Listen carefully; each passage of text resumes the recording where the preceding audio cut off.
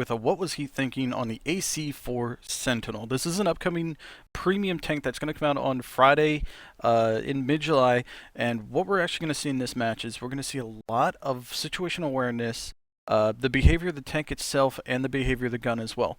The gun itself is the 17-pounder that you see on the Firefly, the TOG-2, and other tanks that can actually carry this weapon, and it behaves very nicely at this tier.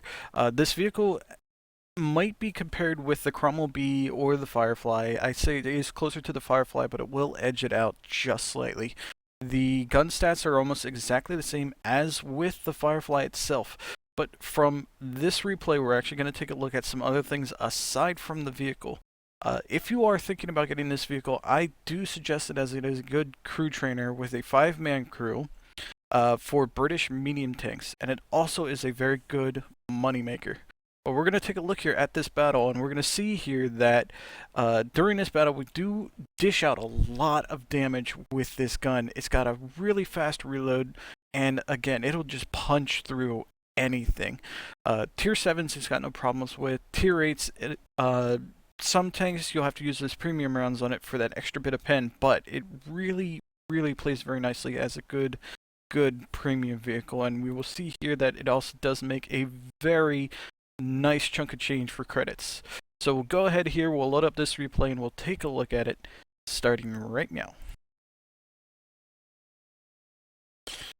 Alright everybody, we can see here that we're taking a look at this video here, and we will see that we are on Murvanka in a classic map with, again, all tier 6 vehicles. I'm going to speed this up here a little bit because, first off, I am taking a look at the team composition, and I just decide, you know what, I can go fast enough, I'll go south. So what we have here is we actually have a good chunk of speed. If you guys can't really see it too well, I am actually going 60 kilometers an hour here.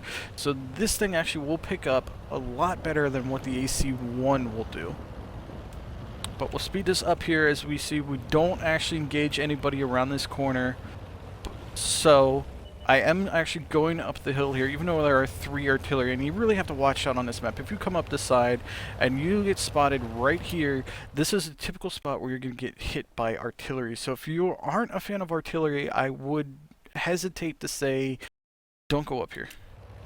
But we can see we're starting to see some enemy tanks show up here, and we'll slow this down a little bit. First target here is this M4 that we see in the distance right here, and we'll just move around a bit.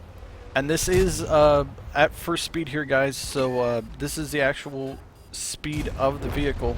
And our first shot we do miss, but we can see here if we pause it that the bloom on the move is actually a little large, so sometimes you'll get those random, just way out there shots. And we can see coming up here that our allies have spotted some enemy tanks up here, and I want to take special note of these 2 vehicles right here.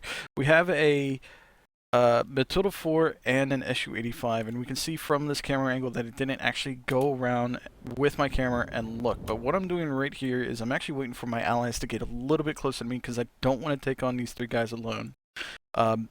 Any tank 1 on 2, 1 on 3 is not going to fare too well. But we take a look here and we pop around, and I'll actually come back in here and we'll see, again, right here's this SU-85. He's actually hiding right behind that Matilda, and I don't figure that out here until this second shot, which is why I pull out and actually take this second shot. But we'll see here I did get shot by both the SU-85 and the Matilda 4.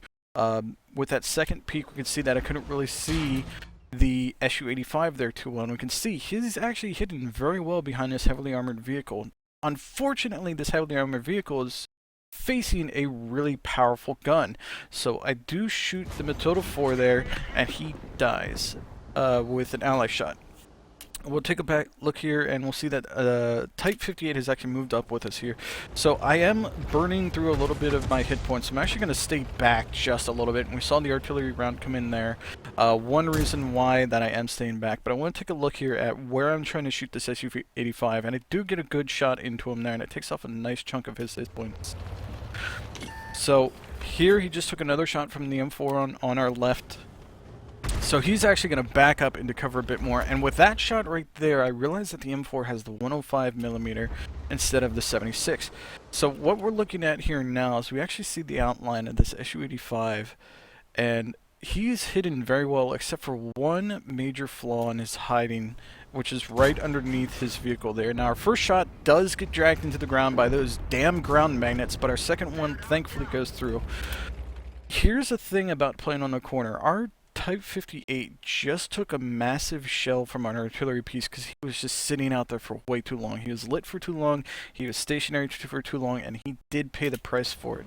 So unfortunately, he goes down, and right here I actually take a shot at the top right above this guy's mantlet, and it does go through. Again, great punching power with 171 pen on this AP round. So he dies, and I'm going to speed this back up because I notice here that our base actually is in quite a lot of trouble. So I'm going to speed this back up here. We are climbing a hill about 18 kilometers per hour. If you guys want to see how fast it is, there you go. It's right there. So hill climbing on this vehicle, like many of the recent premium vehicles that came out, is pretty bad. But I come up to the top of the hill here, see the T-34, and I see the M4A3E2. Now, from what guys we have over there, this M4A3E2 is actually the bigger threat. So I am actually going to try to help the team with him first. And we shoot and just hit his tracks. The round must have dived a little bit. And I try to take a second round here in a T-34 just to dissuade him from advancing. But we're going to work on this M4A3E2 Jumbo and just try to knock him out. As we can see, our 304 in the screen here is actually trying to take out other guys near us. There we go, guys. A good shell speed on this vehicle. And we're going to assist this 304 with that SU-100Y. Now at this point, another big target has just popped up, but unfortunately it looks like this guy is AFK, this OI Experimental on the base. Now we don't have to use premium rounds on these OI Experimentals because these guys only have about 75 millimeters of armor all around. So we're going to dispatch this guy.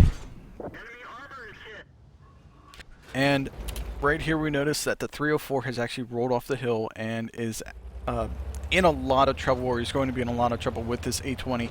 This is swampy ground, and those 304s don't really turn well on swampy ground. If you guys just saw that, we did see the tracer come in for this M44, so I am actually keeping this in mind for the next target, because I know that his shot actually had to come in from somewhere up in here, which on the mini-map here, I'll enlarge this a little bit, is right about where I'm looking. So we're actually going to go look for him, because those artillery, no matter what tier they're at, can actually be very, very dangerous late in the game, and you don't want to play around with them too much. I noticed the M44 over here is with our Panzer 3K, and I see that they are split up pretty well, so I'm not too worried about them, but I do take a shot here at the M44. But unfortunately he stops right before my round gets there. So I took another shot, and I'm actually able to take him out invisibly. And we see a Hetzer rolling up here. Now, I'm not sure if two people shoot this at once, or if I ammo rack this guy, because there is no notification for when this pops up. But he goes down in one hit. Boom. Now, the Bishop here, just from looking on the minimap and looking at him over there, I know I have no shots on him. I have absolutely no chance to go after him. So I'm going to go back to looking for this M44, and we'll actually see him light up right there. Great view range on this tank. Very good concealment on this vehicle as well. So we're actually going to take out this M44 for our 7th and final kill of this match. So with that, I thank everybody for coming along and watching this video. Hopefully you guys learned something. Hopefully you guys can think about World of Tanks in a slightly different way. But I hope you all enjoyed this battle as we end this replay and end this video. Follow me on Twitter, follow me on Twitch, and as always, follow me here on YouTube.